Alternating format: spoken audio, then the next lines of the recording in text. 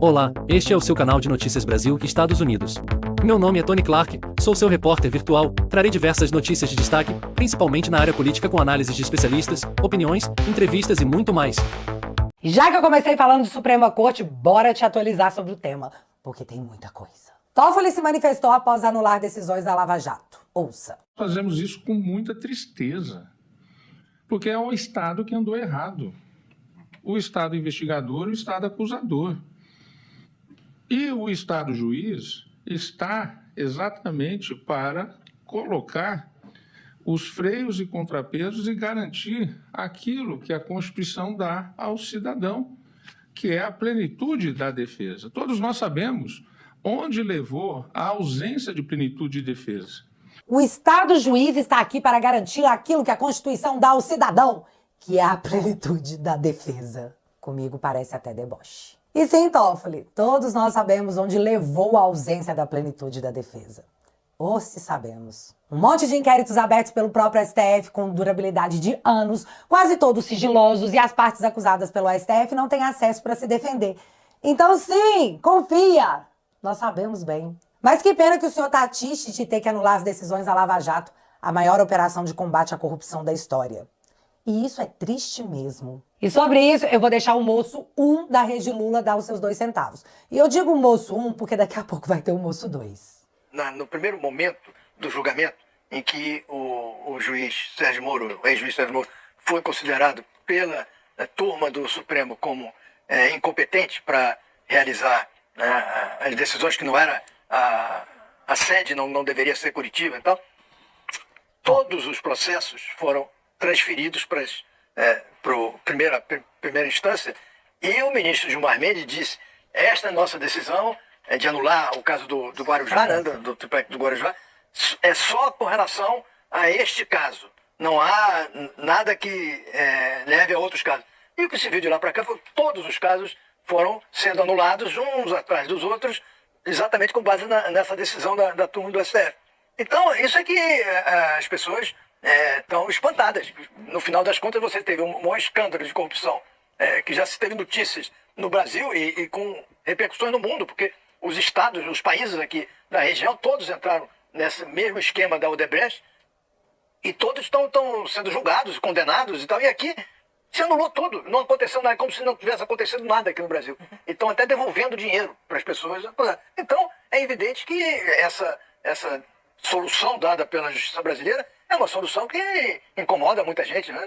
Não tem sentido você apagar da história um escândalo desse tamanho. As atuações do judiciário fizeram com que a Lava Jato simplesmente não existisse. E isso porque o Gilmar tinha falado que era só daquela vez. Igual a Carmen Lúcia quando censurou o documentário da Brasil Paralelo, né? Só dessa vez. E aí, citando o Toffoli, todo mundo sabe onde isso chega, né? Mas o moço 2 da Rede Lula também tem um ponto mega interessante. Tô falando interessante porque eu não quero ser presa. Eu acho que depois da Lava Jato, a gente está assistindo uma operação chamada Lava Imagem. Então, aqueles ministros que durante a Lava Jato corroboraram ou se omitiram de todos os atos da Lava Jato, agora estão lavando a sua imagem. Desculpa, mas é minha opinião. Gilmar Mendes, os dois mais destacados inimigos da Lava Jato, Gilmar Mendes e Toffoli. Gilmar Mendes foi quem deu a decisão que impediu Lula de tomar posse como chefe da Casa Civil por conta de uma gravação ilegal, porque o tempo da gravação já tinha se esgotado. E não se tomou conhecimento disso através do Vaza Jato. Quando ele deu a decisão, já sabia que a gravação era ilegal. E mesmo assim, o Lula foi impedido de ser chefe de gabinete. Pausa aqui na fala do moço 2 para comentar, porque é passapanismo demais. Existia um áudio que mostrava que a Dilma estava mandando o termo de posse de ministro pro Dilma através do Bessias, sim, aquele do jogo, e que o termo de posse só deveria ser usado caso a polícia chegasse para prender o Dilma pela série de crimes que ele havia cometido. Era tipo, achou que ia me prender, né, danado? Mas não vai porque, pá, foi pro Supremo! Não, tá quase isso. É porque ministro de Estado é julgado pelo Supremo. Então a polícia não poderia prendê-lo sem que o Supremo decidisse. Uma clara obstrução de justiça. Mas pro moço 2 da Rede Lula, porque o Gilmar não deixou o Dilma obstruir a justiça e depois a Lava Jato avançou para outros partidos, chegando pertinho de ministros até mesmo da Suprema Corte. Agora tudo tem que ser anulado apenas para lavar a imagem do Toffoli e do Gilmar perante o Lula? Porque assim, a sociedade tá xingando demais no Twitter. Sim, eu vou sempre defender esse meme. Não vou perdoar, vou xingar no Twitter hoje muito. Mas beleza, vamos voltar aqui pro moço 2 da Rede Lula. A nomeação de ministro é um ato privativo do presidente da República. Então, assim como Lula deveria ter sido nomeado chefe da Casa Civil, a Cristiane Brasil deveria ter sido nomeada ministra no governo Temer e Ramagem deveria ter sido nomeado diretor da Polícia Federal, porque isso é uma atribuição do presidente, não cabe ao Supremo julgar desvio de finalidade. E no caso do Toffoli também deu uma decisão em que impediu Lula de ir ao funeral de um parente. Do irmão. E também é uma decisão lavajatista extremada, porque você tira, ele está falando em direito, cerceamento de defesa, etc. Pô, tem cerceamento maior do que um preso não poder ir no funeral? Lembrando que o Lula, quando esteve preso na ditadura, estava no DOPS, o Romeu Tuma permitiu que ele fosse no velório da mãe, se eu não me engano. Ele saiu de Camburão, o Lula na ditadura saiu de Camburão e foi no velório da mãe. É um direito do preso na ditadura. O Toffoli, eu não estou fazendo juízo de valor, estou citando fatos. O Toffoli proibiu. Agora entra a minha opinião. Para mim está em curso nesse país a lava-imagem. Velho, isso é muito doentio. Pra limpar a imagem dos ministros, porque o Dilma não pôde assumir, porque o ministro não deixou ele ir ao funeral do irmão, vamos anular tudo? Operação Limpa a Imagem?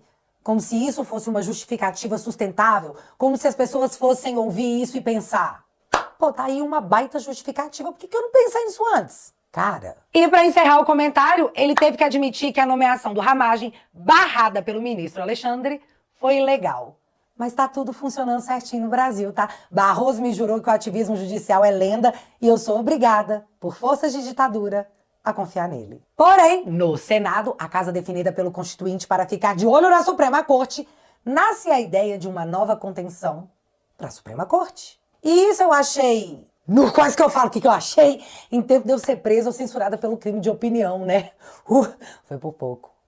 Já faz algum tempo que vivemos no Brasil um momento político extremamente delicado. O equilíbrio entre os três poderes da República, que deveria ser a base da nossa democracia, se tornou um sonho. Um ideal do qual nos distanciamos mais e mais a cada dia. No Brasil, temos um superpoder. Ele julga. Aliás, essa seria a sua função. Mas ele também legisla, extrapolando suas prerrogativas e avançando sobre as competências do Congresso Nacional. E ele também administra todos os aspectos deste pilar fundamental da democracia, que são as eleições. Situação grave, insustentável, contra a qual alguns de nós protestamos praticamente em todas as sessões plenárias. Reclamar é bom, principalmente quando estamos com razão, mas só reclamar não muda a legislação.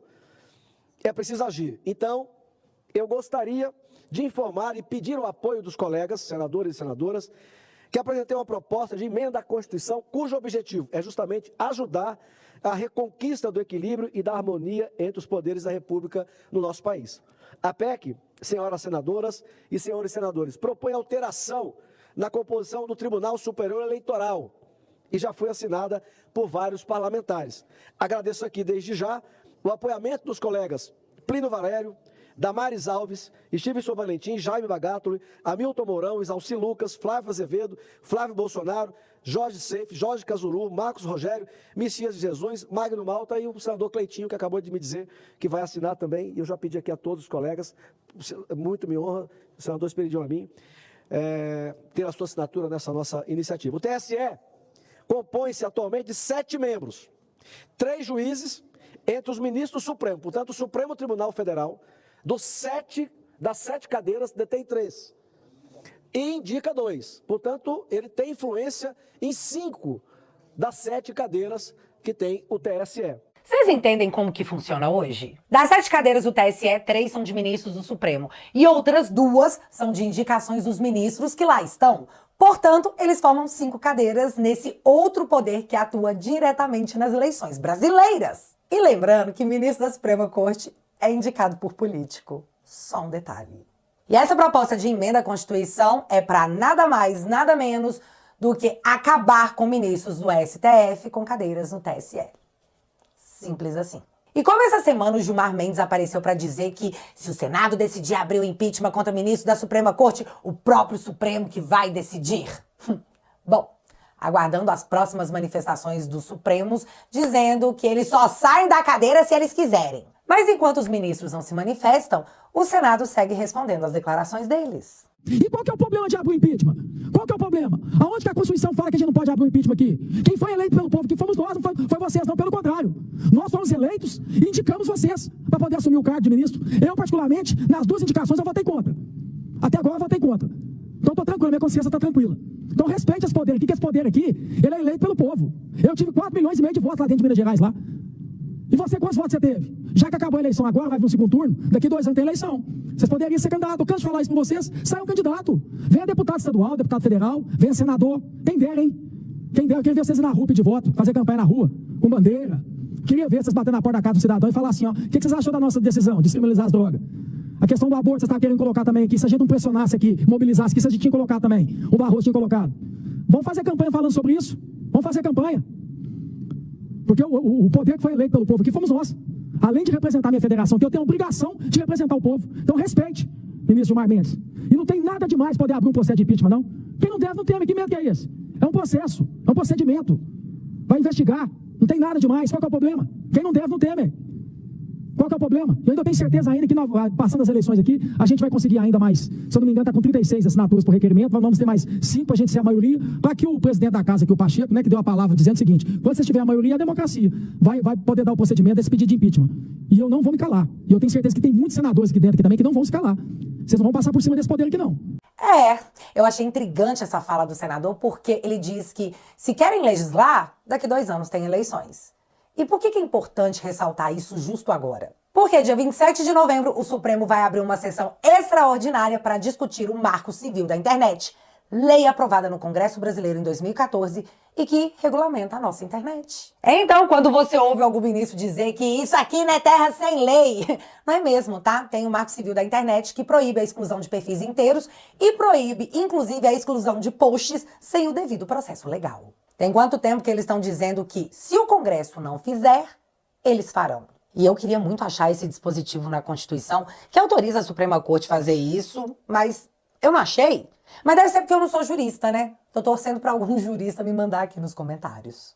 Mas enfim, já que o Congresso não faz, o STF marcou a data para o início da discussão da regulamentação, 27 de novembro. E será em sessão extraordinária para que Barroso esteja presente. Afinal, como fazer isso sem um ministro, já que ele pretende deixar como legado a recivilização do povo brasileiro? E eu falar não adianta. Quem terá que atuar é o Senado. E a julgar pelos últimos dias, a temperatura tá alta. Muito alta. Tão alta que foi parar no New York Times, um veículo com 2 pés e um joelho na esquerda. E isso é um fato.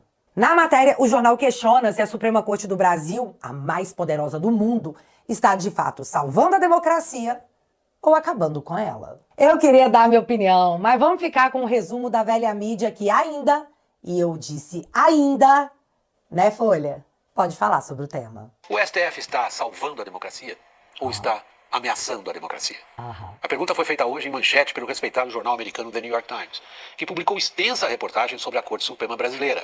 Ela se tornou, segundo o jornal, a instituição mais poderosa no Brasil e uma das Cortes Supremas mais poderosas do mundo, afirma um especialista da Universidade de Chicago, consultado pelo mesmo jornal americano.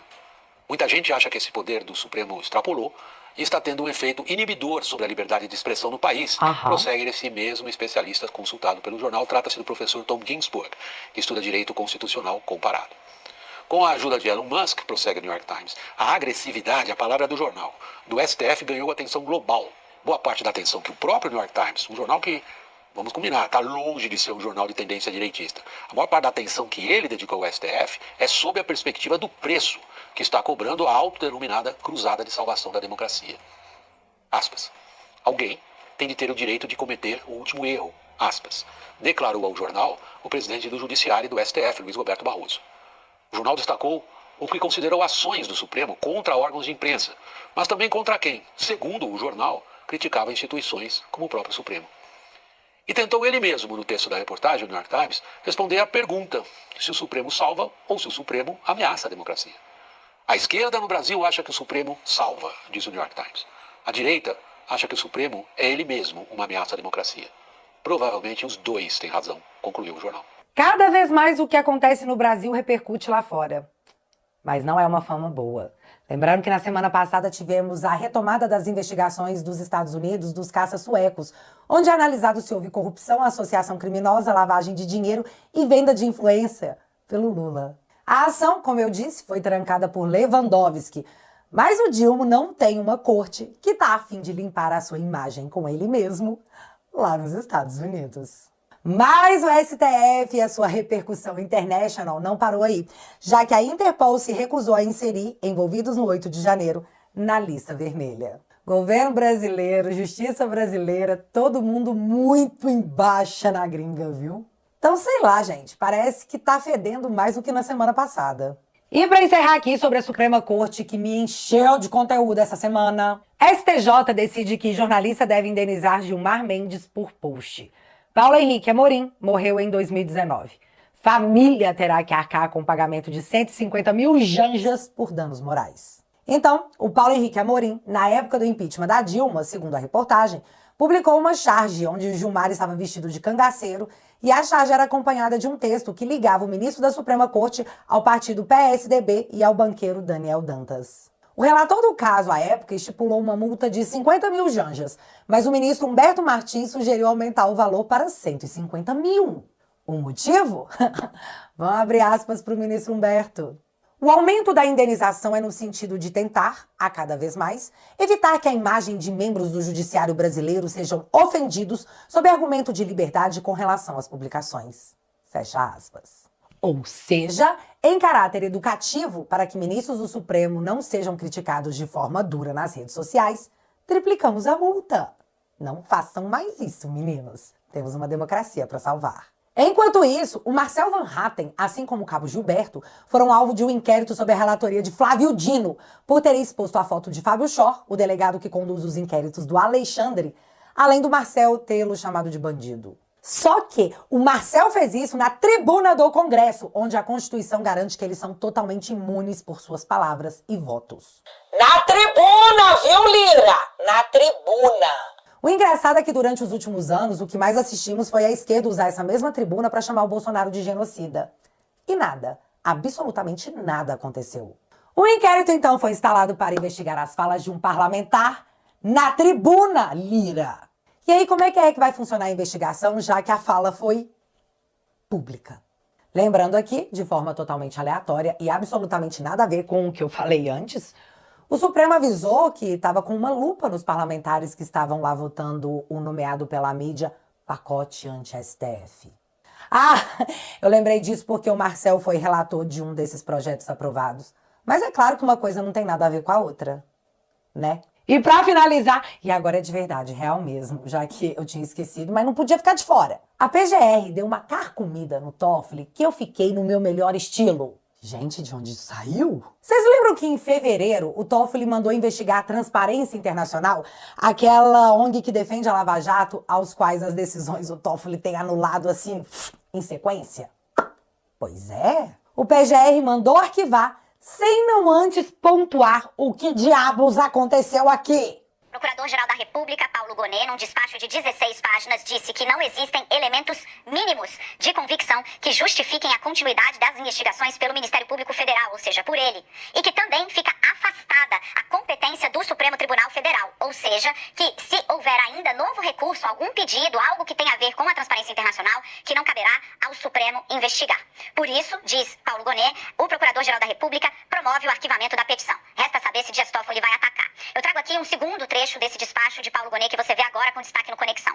Ele diz: não se descuida, por lealdade processual, que a presente petição, ou seja, esse pedido de investigação, possa, ao final, ter ali a possibilidade de que poderia ter incorrido alegado desvio de recurso em benefício da Transparência Internacional no contexto da Operação Lava Jato. Mas, ele diz, nada obstante, a petição, ou seja, essa ação, não dispõe da exposição de fatos concretos ou elementos mínimos a indicar a ocorrência de prática criminosa. Traduzindo, o juridiquês diz, ainda que por lealdade processual, ou seja, que eu olhe para o processo com toda a tranquilidade e não descarte nenhuma das possibilidades aventadas, prova de novo, fatos concretos ou elementos mínimos de prática criminosa não existem. Para finalizar, o Procurador-Geral da República, Paulo Gonet, afirma que os elementos coligidos, ou seja, colecionados no caderno processual, na ação, não envolvem autoridade com foro de prerrogativa de função perante o Supremo e tampouco contém dados relacionados à força-tarefa da Lava Jato ou acordo pactuado com a Odebrecht. Por isso, entende Gonet, não cabe a esse tipo de apuração ou apuração contra a transparência internacional no Supremo. Gente, desculpa, eu sei que essa vozinha é chata, mas a da Daniela é muito mais. Mas tá, só pra gente entender o que o Gonet disse. Primeiro ponto, não tem provas mínimas aqui, meu filho. Segundo ponto, Supremo não tem competência pra investigar isso não. Terceiro ponto, arquive isso aí porque eu tô determinando. Gente... O que eu perdi? E assim, eu tô achando que eu perdi, foi muita coisa mesmo, porque o Sakamoto do UOL Mega Ultra Blaster canhoto me faz um post dizendo: o eleitor do Dilma não o colocou lá para desvincular educação e saúde dos pobres do orçamento, nem tungar BPC, muito menos o seguro-desemprego, como alguns defendem. Para poupar rico e jogar nas costas dos pobres, faria mais sentido ter deixado o Bolsonaro. Os caras amam o Bolsonaro, né? Estão querendo o cara de volta e não estão sabendo pedir. Maceta 22 e 26, fiote, o voto é secreto, seu coleguinha canhoto não vai ver. Então abre seu coração, se joga. Mas é muito legal assistir a galera que foi mais tapeada que o Pica-Pau fazendo esse tipo de matéria no dia que o Dilma inaugura seu heliponto no Palácio da Alvorada. Não vai ter picanha, não vai ter aeroporto lotado, temos crise internacional, reconhecimento de ditadores golpistas, antissemitismo dentro do governo, assediador como ministro dos Direitos Humanos, dólar sem pandemia a 5,70, gasolina a 6,50, recorde de recuperação judicial, recorde de queimadas, fuga de capital, fuga de cientistas. E agora, quase inacreditável. Pessimismo leva até funcionários do Banco Central a acumularem dólares. Mas ufa, também aquele meme, né? Em 2026 vão estar implorando a volta do cara. Né, Faria Lima? E quem deixou claro que em 2026 o nome é Bolsonaro, para que a Faria Lima possa se arrastar de joelhos cantando um modão de saudade do ex, foi o próprio Bolsonaro. Eu não vou colocar recortes do vídeo aqui, porque foi uma entrevista longa da Auriverde, e eu queria muito que vocês assistissem a entrevista completa. Eu vou deixar o link aqui na descrição do vídeo. Só assiste. Mas com muita satisfação, eu vou dar meus 2 centavos. O presidente estava visivelmente pé da vida. Isso porque, eu acho, ele fez tudo o que foi combinado. Contra sua própria vontade, ele apoiou o Nunes, honrando assim a sua palavra, já que as indicações das prefeituras eram do Valdemar e as do Senado do presidente Bolsonaro. Só que, no meio dessa eleição de São Paulo, sem que o presidente Bolsonaro estivesse de fato atuando, até pela proibição de falar com o Valdemar, uma inovação jurídica nunca antes vista, muitos acordos estavam sendo feitos sem que o próprio presidente, que é o dono moral do partido, já que os votos são dele, o dinheiro só veio por causa dele, estivesse presente ou participasse dessas negociações. Todo mundo falando em nome do Bolsonaro, que ele deveria compor aqui, que ele devia ser menos radical, que a direita precisa crescer com o apoio de outras legendas. E para isso precisávamos de novas coligações que, galera, tem nada a ver com a gente. Vide Maranhão. Então o presidente derrubou a gota que faltava no copo e deixou claro que essas tratativas, essas declarações de que fulano vai ser o candidato, cicrano tem chance de vir na fila, hein? Na verdade são um monte de balela. Diz que a sua inelegibilidade é algo absurda e que se existe justiça nesse país, ela vai cair. E por esse motivo, o candidato é ele. E se não for, ele vai largar tudo antes que tirem a vida dele ou algo pior. Porque todos viram que Bolsonaro é o fator de peso dessas eleições e com certeza nas de 2026 também. Então, para os doentes pelo poder, malucos como Adélio Bispo, para tirarem o presidente Bolsonaro do páreo e ocuparem o seu lugar, eles podem fazer algo de muito mal a ele. De novo, mas ele não vai permitir que isso aconteça. Bolsonaro disse que Kassab não é centro-direita e que para compormos com ele, para que fôssemos nos igualar ao partido do Kassab, nós precisaríamos de um ministério no governo petista, já que Kassab, vulgo centro-direita, tem 3. Ou seja, não vai ter Kassab na direita, não! Ela não vem mais. O presidente mostrou que tá pé da vida. E isso nem de longe é ruim. Mostra que ele tá vendo tudo o que tá acontecendo. Aguentou calado para não prejudicar as eleições. Mas ninguém te julga, presidente. Paciência tem limite. E o seu eleitorado sempre vai querer ouvir o senhor, não os interlocutores. E o mais louco é que quando ele fala assim, você sabe que ele tá falando a verdade, que é tudo verdade. Então, se você tava com saudade do Bolsonaro de tempos atrás, não deixa de assistir essa entrevista e se coloca no lugar do cara, já que todos querem o lugar dele. Só que a cadeira tem um nome, e quem decide é o próprio presidente Bolsonaro, o único líder da direita. Em 26 é tudo nosso, e o desespero é grande porque todo mundo sabe disso. Não recuar, não precipitar, não retroceder. E bom, aproveitando a sua boa vontade de ficar até o fim do vídeo, mesmo com o risco de perder tudo que eu tenho na nossa linda democracia do amor, eu vou continuar te atualizando com a minha opinião sobre as coisas que rolam na política do Brasil. Que bom que você ficou até aqui, então não perca nossas próximas notícias. Inscreva-se no canal e curta, comente e compartilhe nossos vídeos. Nos vemos em breve.